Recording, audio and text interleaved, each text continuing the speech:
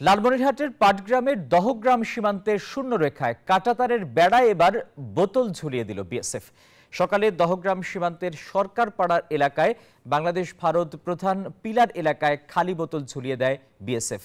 এদিকে ১.৫ কিলোমিটার জায়গায় শূন্যরেখা কাঁটাতারের স্থানে ভারী অস্ত্র নিয়ে টহল জোরদার করেছে বিএসএফ।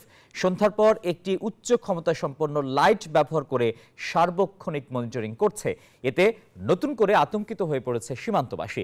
রাতের আধারে বেড়া তুলে নিয়ে যাওয়ার ভয়ে তারা বোতল ঝুলিয়ে দিয়েছে বলে জানিয়েছে ৫১ বিজিবি অধিনায়ক লেফটেন্যান্ট কর্নেল সেলিম আলদিন।